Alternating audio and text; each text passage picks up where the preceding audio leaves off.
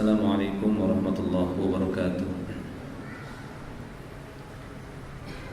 Innal hamdalillah nahmaduhu wa nasta'inuhu wa nastaghfiruh wa na'udzu billahi min shururi anfusina wa min sayyiati a'malina. Man yahdihillahu fala mudilla lahu wa man yudlil fala hadiya lahu. Asyhadu an la ilaha illallah wahdahu la syarika lahu wa asyhadu anna Muhammadan abduhu wa rasuluh. Ya ayyuhalladzina amanu taqullaha haqqa tuqatih wa la tamutunna illa wa antum muslimun. Ya ayyuhan nasu taqu rabbakum alladzi khalaqakum min nafsin wahidah wa khalaqa minha zawjaha wa batha minhuma rijalan katsiran wa nisaa. Wattaqullaha alladzi tasaaluna bihi wal arham. Innallaha kana 'alaikum raqiba. Amma ba'du. Fa inna asdaqal hadithi kitabullah wa khairal hadi hadi Muhammadin sallallahu alaihi wasallam. Wa syarrul umur muhdatsatuha wa kullu muhdatsatin bid'ah wa kullu bid'atin dhalalah wa kullu dhalalah fil nar. Ma'asyiral muslimin, akhwani fid din, rahimani wa rahimakumullah jami'an. Alhamdulillah, kita bersyukur kepada Allah tabaraka wa ta'ala atas segala karunia, nikmahnya dan keutamaan yang masih dilimpahkan untuk kita semua. Malam hari ini kita dapat berjumpa kembali di majelis ilmu yang mulia ini. Kita akan melanjutkan pembahasan kita,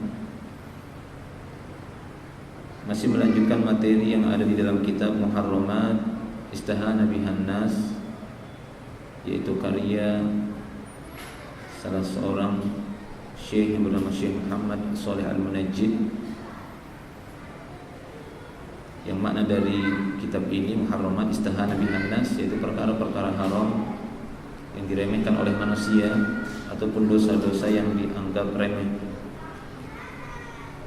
atau dosa-dosa yang dianggap biasa oleh manusia. Terakhir telah kita jelaskan, yaitu di antara perkara yang diharamkan namun banyak diremehkan oleh sebagian manusia, yaitu memalsukan nasab. Itu sudah kita jelaskan pada pertemuan yang telah lalu. Nah, mungkin untuk pertemuan kali ini dan beberapa pertemuan-pertemuan berikutnya kita akan membahas hal-hal yang terlarang di dalam Islam namun banyak diremehkan oleh sebagian manusia dalam perkara muamalah. Dalam perkara muamalah diantaranya adalah riba atau aklul riba, memakan riba atau memakan hasil dari perbuatan riba. Ini akan menjadi pembahasan kita pada pertemuan kali ini.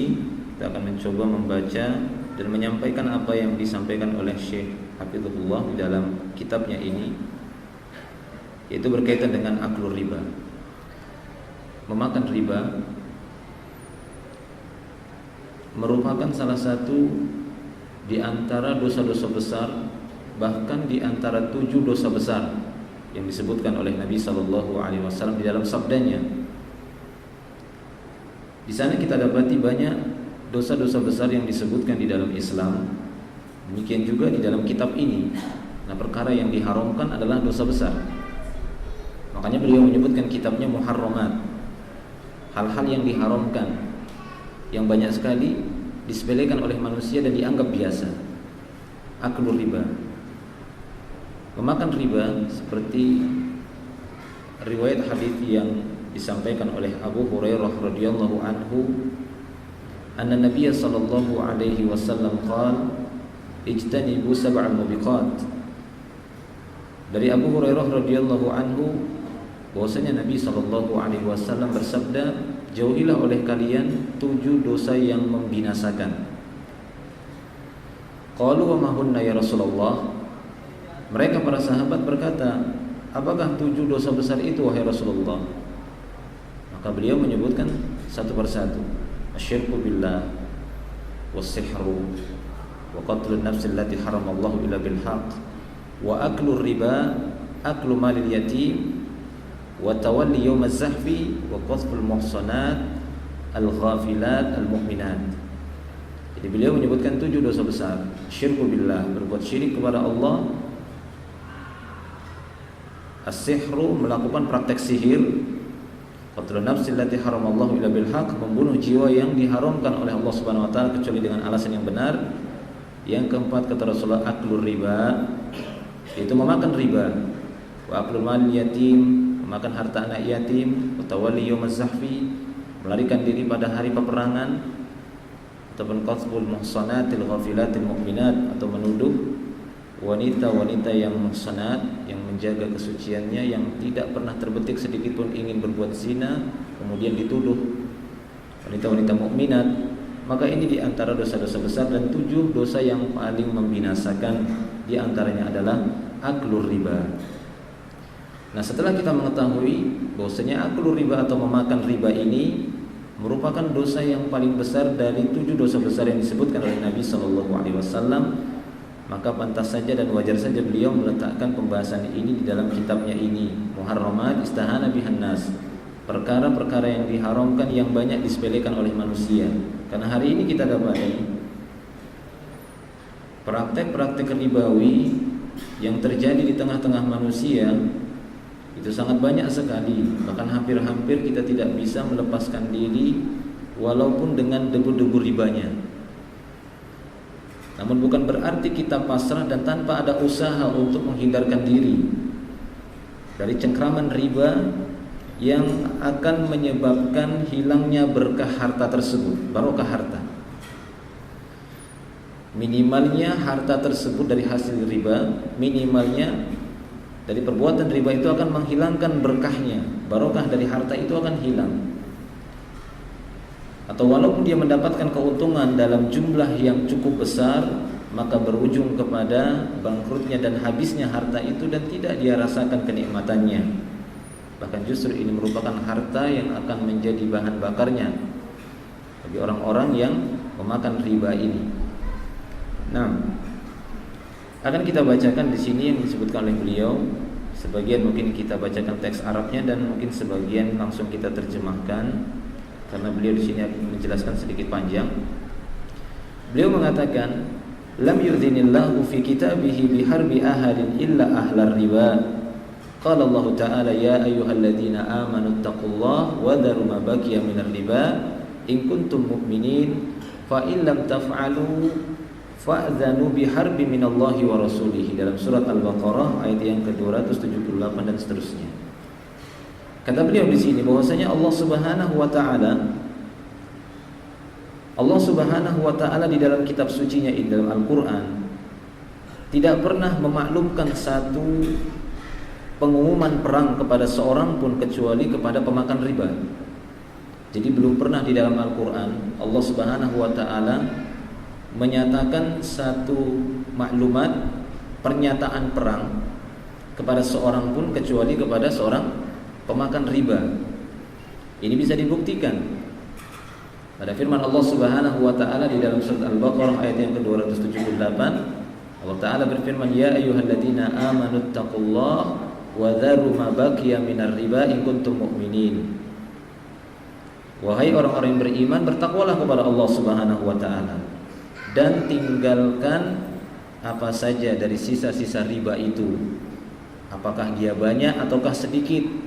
Jangan ada hilah dan jangan ada rekayasa dengan mengatakan kalau riba yang besar ini yang diharamkan, kalau kecil-kecilan enggak apa-apa. Tidak ada seperti itu. Jelas ayatnya. Jelas ayatnya mengatakan bahwasanya ya ayyuhalladzina amanu taqullaha wa dharu ma baqiya minar riba in kuntum mu'minin. Tinggalkan semua sisa-sisa riba itu, banyak ataukah sedikit. Tinggalkan jika kalian orang-orang yang beriman kepada Allah. Fa in lam taf'alu, jika kalian tidak mau mengerjakannya,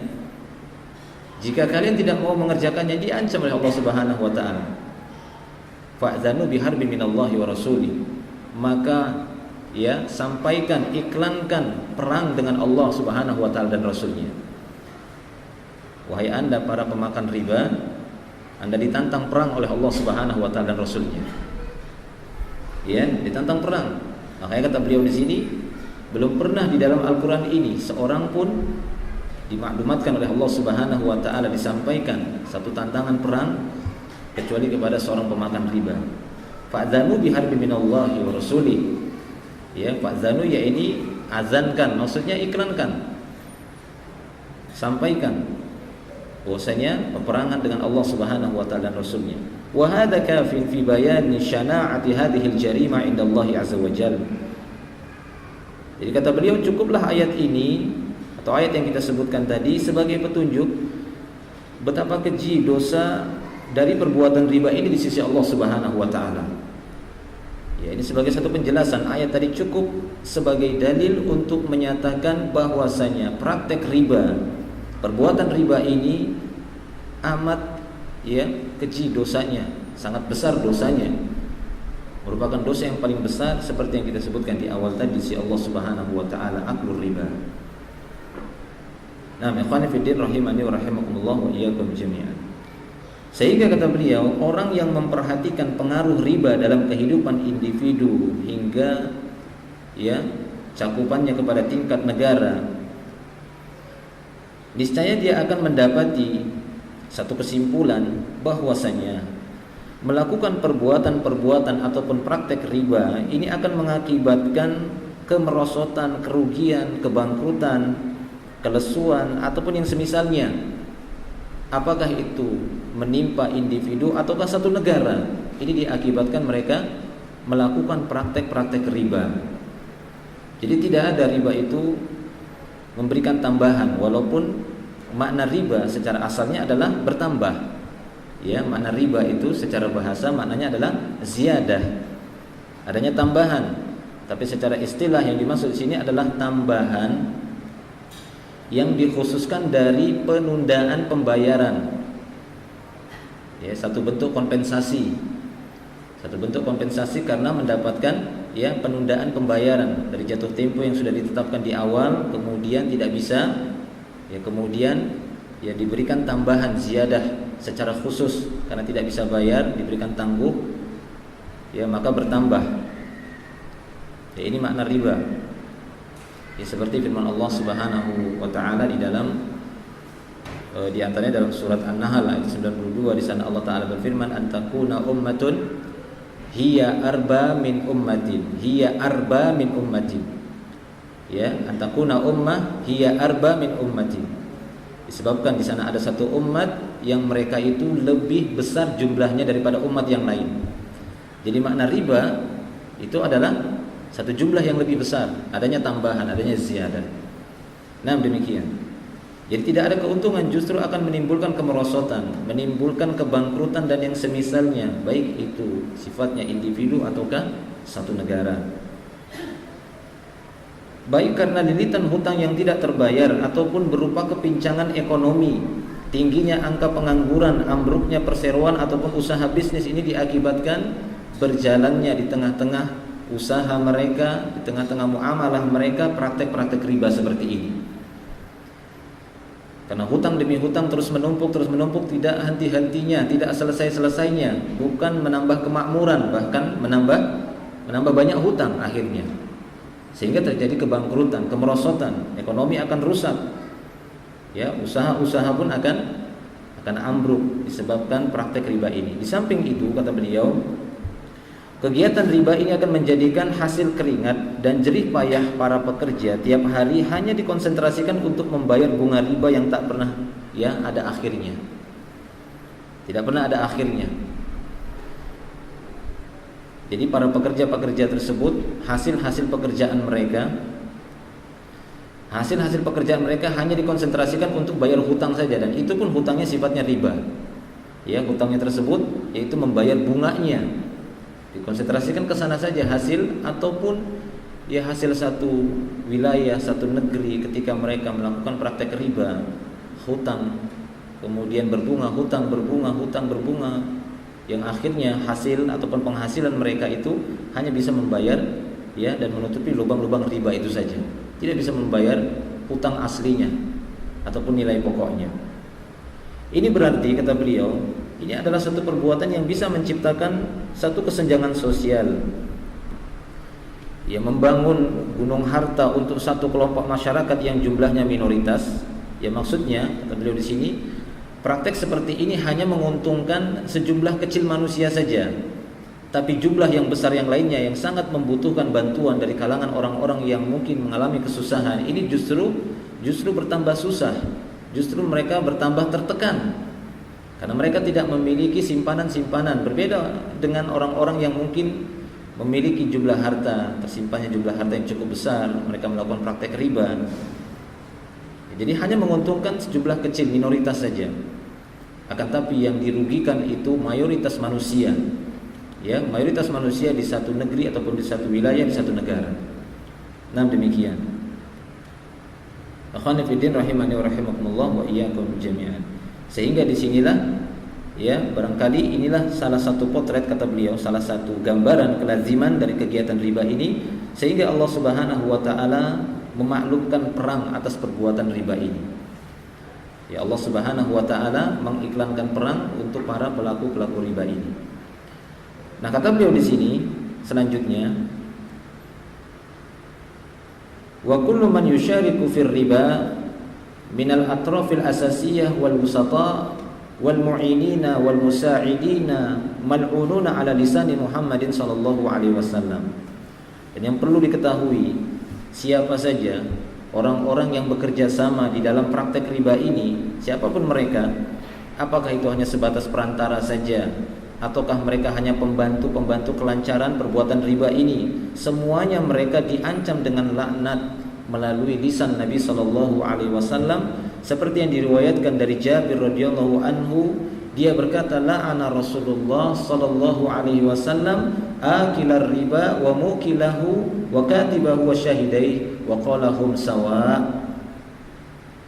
Kata Jabir radhiyallahu anhu bahwasanya Rasulullah sallallahu alaihi wasallam melaknat akilar riba. Rasulullah melaknat pemakan riba, yaitu yang memberikan pinjaman, yang memberikan hutang, tapi dengan syarat kalau nanti jatuh tempo sudah dibayar harus sekian tambahannya. Ini akilur riba namanya, pemakan riba. La'ana Rasulullah sallallahu alaihi wasallam akilar riba, yang memakan hasil riba ini. Wa mukilahu, mukilahu ini yang meminjam, yang berhutang, kemudian bersedia untuk membayar dengan jumlah yang lebih dari nilai aslinya. Ini mukilahu, dilaknat kedua-duanya. Wa katibahu, ataupun penulisnya, ya, penulis dari transaksi riba tersebut.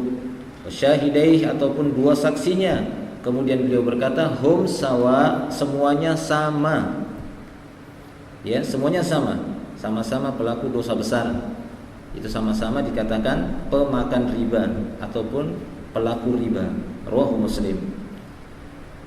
Sehingga kata beliau, binaan alaihi la yajuzul amalu fi kitabatir riba wala fi taqyidihi wa dhabtihi wala fi istilamihi wa taslimihi wala fi ida'ihi wala fi hirasatihi wa ala wajhil umum tuharramul musyarakatu fihi wal i'anatu alaihi bi ayyi wajhin minal wujuh. Ya, sehingga beliau mengatakan, maka berdasarkan hadis yang kita sebutkan tadi, hadis dari Jabir radhiyallahu anhu, di mana dia mengabarkan bahwasanya Rasulullah sallallahu alaihi wasallam melaknat orang yang memakan hasil riba, memberi makan riba, penulisnya, dua saksinya semuanya sama. Berdasarkan hadis ini, la yajuzul amal, tidak boleh turut serta melakukan perbuatan ini, mengamalkan perbuatan ini, menulis transaksi riba, ya, wala fi taqyidihi, ataupun mencatatnya, wa dhabtihi, ataupun mendokumentasinya atau membuat di satu dokumen, wala fi istilamihi, ataupun membantu untuk menyerahkannya, wa taslimihi, ataupun membantu menerimanya.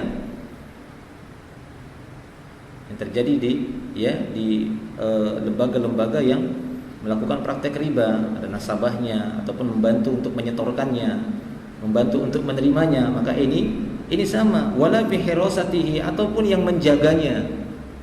Ya, yang menjaga di sini artinya yang menjaga lembaga-lembaga itu, menjaga badan-badan usaha yang di sana melakukan praktek riba. Maka semuanya ikut andil di dalam melestarikan perbuatan riba tersebut. Apakah dia sebatas menjaganya saja, ataupun perantaranya saja, atau cuma nuliskan, ataupun cuma menyimpan dokumen-dokumennya saja, atau yang semisalnya.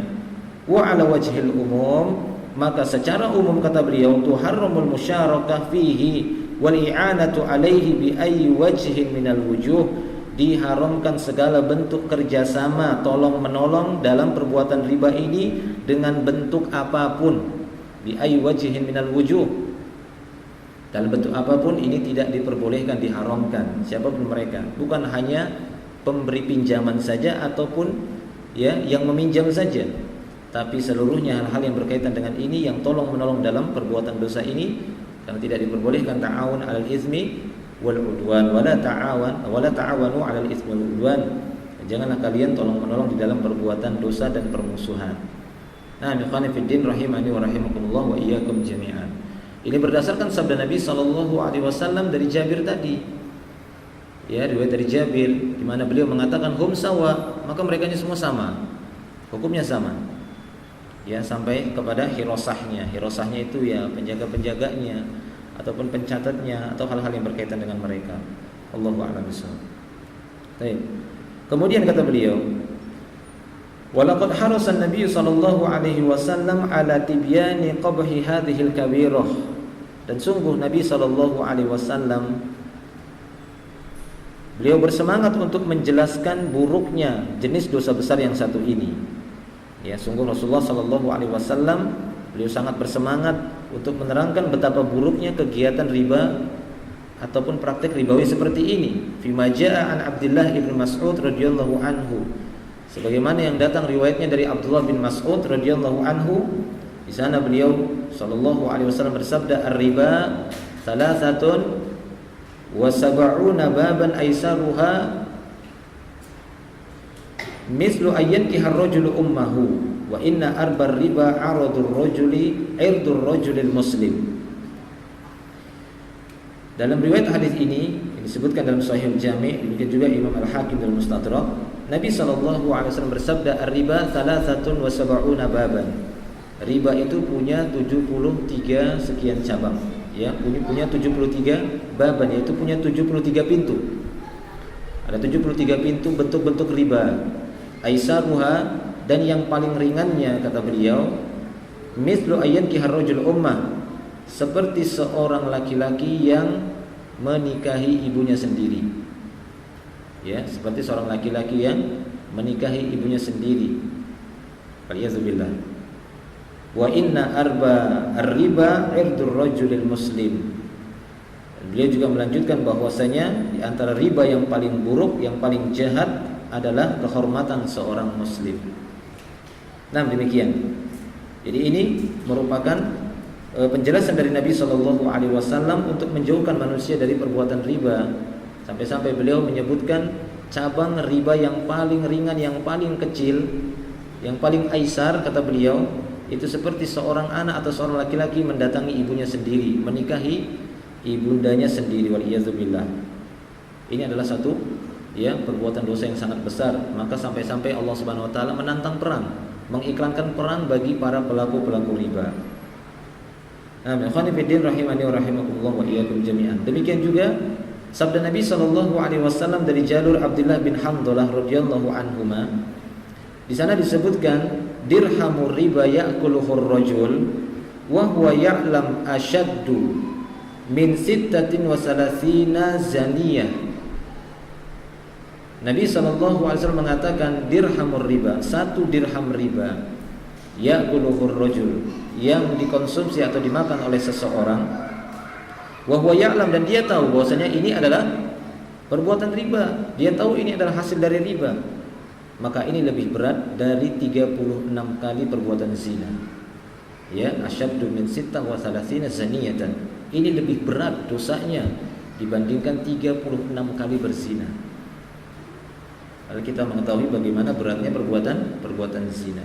Makanya Nabi memasukkan juga aklu riba ini di antara salah satu dari 7 dosa besar yang membinasakan. Nah, kemudian beliau melanjutkan, wa tahrimur riba 'am. Pengharaman riba ini secara umum, lam yukhas bima kana bainal ghani wa faqir. Tidak dikhususkan antara orang kaya dan miskin saja. Ya, tidak dikhususkan hanya di antara muamalah orang kaya dengan orang miskin saja. Jadi riba ini berlaku umum, pengharamannya berlaku umum. Artinya kalau didapati di sana ada orang miskin melakukan praktek riba, oh enggak apa-apa, dia kan miskin. Yang enggak boleh itu kan orang kaya. Sudah kaya kok melipat gandakan uangnya lagi. Sudah kaya kok kan gitu ya, berbuat riba. Kurang apa? Dia kan sudah banyak harta, tapi kok orang miskin nggak apa-apa. Tidak ada seperti ini. Ya, bahwasanya pengharaman riba ini bersifat umum, tidak dikhususkan antara kaya dan miskin. Yang kaya yang dilarang, yang miskin enggak, ataupun sebaliknya. Maka semuanya dilarang. Kama yadhunnuhu ba'dun nas, sebagaimana yang diyakini oleh sebagian manusia. Bal huwa 'amun fi kulli halin wa syakhsin. Bahkan ini mencakup umum pada setiap kondisi dan orang.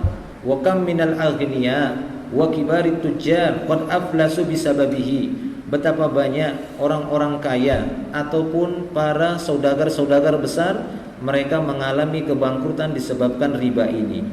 Wal waqi' yashhadu bidzalika, dan realitanya memang membuktikan demikian. Wa aqallu ma fihi mahqu barakatil mal, minimalnya bahaya dari riba ini bisa menghapus barokah harta. Ini minimalnya. Minimalnya bahaya dari riba ini bisa menghapus barokah harta. Wa in kana katsiran fil adad, walaupun jumlah dari hasil perbuatan riba ini nominalnya itu besar, jumlahnya besar, ya, hasil yang dia dapati itu besar, maka ini akan semakin kecil bahkan habis. Sebagaimana sabda Nabi sallallahu alaihi wasallam, beliau bersabda, "Ar-riba wa in katsura fa inna 'aqibatahu tasiru ilal qillah." Rawahul Hakim. Wa huwa fi Sahihil Jami'. Jadi Nabi sallallahu alaihi wasallam menyebutkan dalam sebuah hadis bahwasanya riba sekalipun banyak jumlahnya ini, hasil yang didapati banyak, maka akibatnya berujung kepada qillah, kepada sedikit. Kata beliau, makna qillah di sini yakni nuqsanul mal, berkurangnya harta itu secara terus-menerus, enggak akan abadi dan tidak akan langgeng itu. Ya, tidak akan lestari hartanya tersebut. Lama-kelamaan akan habis dan tidak didapati faedah dan manfaatnya sama sekali, tidak ada barokahnya. Nah, demikian ikhwan fillah rahimani wa rahimakumullah wa iyyakum jami'an. Wa laysa riba kadzalika makhsusan bima idza kanat nisbatuhu murtafi'atan aw mutadanniyatan qalilatan am kabiratan fa kulluhu haram. Dan bukan pula riba itu dikhususkan hanya kepada nominal yang bertambah tinggi jumlahnya. Artinya begini, kalau praktek riba yang dilakukan itu menguntungkan ataupun menghasilkan lipatan ganda yang sangat besar, ya, maka inilah yang haram. Adapun jika dia lipatannya itu kan begitu ya, hasil ribanya itu kecil ataupun sedikit, maka ini tidak haram.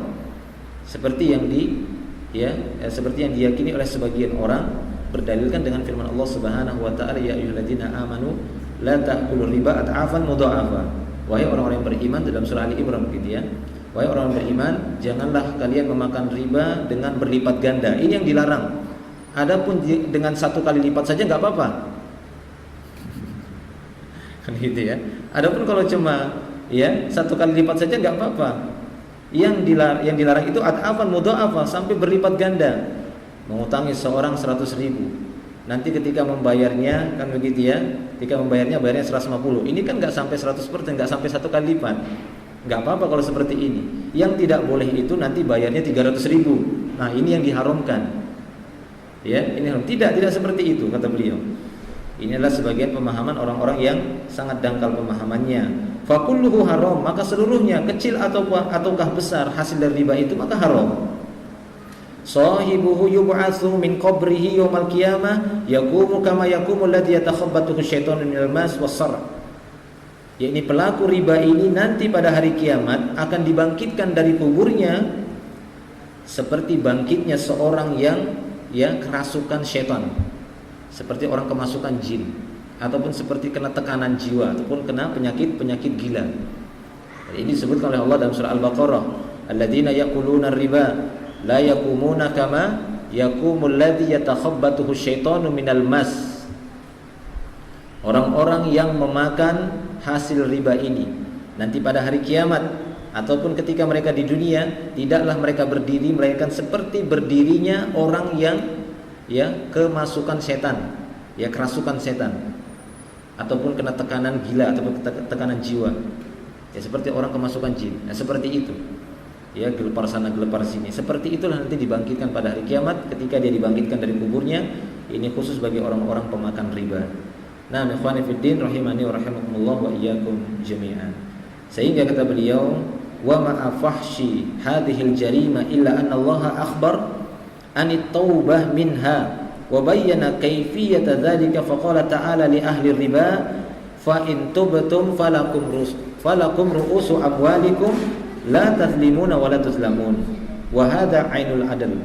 Walaupun demikian, kita dapati betapa kerasnya ancaman dari perbuatan riba ini, tetap Allah Subhanahu wa taala mengabarkan kepada kita bahwasanya taubat tetap dibuka oleh Allah Subhanahu wa taala. Dan Allah Subhanahu wa taala menjelaskan bagaimana kaifiyatut taubah minar riba. Cara bertaubat dari riba ini dijelaskan oleh Allah Subhanahu wa taala dengan firman-Nya, "Fa in tubtum falakum ru'usu amwalikum la tadzlimuna wa la tuzlamun." Jika kalian benar-benar bertaubat kepada Allah Subhanahu wa taala dari perbuatan riba ini, maka bagi kalian adalah nilai pokok atau modal pertama itu bagi kalian. Ru'usu amwalikum. Pokok modalnya itu saja yang harus kalian ambil, yang boleh kalian miliki. Adapun selebihnya wadharu ma baqiya minar riba, tinggalkan semua sisa-sisa riba. Ambil saja, jika bertobat ambil nilai pokoknya ataupun modalnya. La tazlimuna wa la tuzlamun. Kalian tidak menganiaya dan tidak pula dianiaya. Kalian tidak berbuat zalim dan tidak pula dizalimi. Tidak menzalimi orang lain dan tidak pula kalian dizalimi. Nah, demikian. Hadza ainul adl, dan ini merupakan inti keadilan Allah Subhanahu wa taala. Sehingga di sini terakhir kata beliau, wajibu an tanfira nafsul mu'min min hadhil kabirah wa an tastash'ira qabhaha wa hatta alladhina yad'una amwalahum fil bunuki ribawiyyah ittiraran wa khaufan 'alaiha min ad-diya' aw as-sariqah. Jadi seorang yang memiliki jiwa beriman, yaitu jiwa seorang mukmin, wajib untuk menjauhkan diri ataupun lari dari jenis dosa besar ini. Jadi wajib masing-masing kita untuk berlari dan menjauh dari jenis dosa besar ini. Dan hendaklah dia merasa bahwasanya perbuatan riba ini benar-benar buruk. Jangan dia menganggap remeh dan sepele perbuatan riba ini, kata beliau. Bahkan sampai-sampai orang-orang yang meletakkan hartanya di bank-bank ribawi ataupun konvensional, di bank-bank ribawi, mereka meletakkan uang mereka di sana dengan alasan ittiraron ataupun dengan alasan darurat atau takut nanti hilang atau dicuri orang.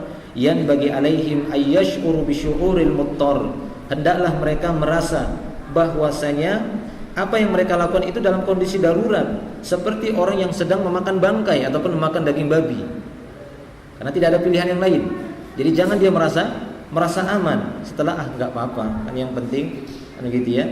Yang penting kan ini kan alasannya sudah darurat, tidak, tapi tetap dia menghadirkan rasa daruratnya itu. Bersamaan kata beliau memperbanyak istighfar, berusaha untuk mencari jalan keluar yang memungkinkan untuk mengalihkan hartanya agar tidak dimasukkan ke bank ribawi. Dan janganlah dia menuntut hasilnya ataupun menuntut bunga dari uang yang dia simpan di sana, dan tidak boleh pula baginya untuk mengambil faidah dari harta yang dia simpan tadi, bukan untuk beli makanan, maksudnya bunganya gitu ya, bukan pula untuk beli minuman, untuk beli pakaian, membeli kendaraan, tempat tinggal, ataupun memberi nafkah untuk istrinya atau untuk anak, ayah dan ibunya, dan bukan pula untuk dikeluarkan untuk bayar zakat, wala fi tasdidid dharaib, dan bukan pula untuk membayar tunggakan pajak. Yang gara-gara nanti ini kan uang riba saja, kan gitu ya, dibayar aja untuk pajak. Ini tidak boleh kata beliau. Wala yudfa'u biha zulman an nafsihi, dan bukan pula untuk menghindarkan diri dari kezoliman. Misalnya mobilnya ditabrak orang, kan gitu ya, orangnya lari, ini biayanya besar, diambil saja dari uang riba untuk baiki mobilnya, tidak boleh. Ini tidak diperbolehkan, tapi harus dikeluarkan untuk fasilitas-fasilitas umum seperti yang dijelaskan oleh para ulama, bukan untuk kepentingan pribadi ataupun kepentingan yang baik, karena sungguhnya Allah hanya menerima dari perkara yang baik saja. Allahu a'lam bishawab. Ya, sudah ada isyarat tadi sudah. Ya, jadi mungkin sampai di sini dulu, dan beliau mengakhiri dengan penjelasan tadi, hendaklah kita merasa takut dari perbuatan riba ini, minimalnya kalaupun dalam keadaan terpaksa tetap kita menghadirkan rasa darurat itu pada perbuatan tadi. Wallahu a'lam bishawab. Mungkin ini saja yang bisa kita sampaikan dari penjelasan Syekh Muhammad Shalih Al-Munajjid. Semoga bisa menjadi tambahan ilmu yang bermanfaat untuk kita semua. Wa akhiru da'wana alhamdulillah subhanakallahumma wa bihamdika asyhadu an la ilaha illa anta astaghfiruka wa atubu ilaik. Assalamualaikum warahmatullahi wabarakatuh.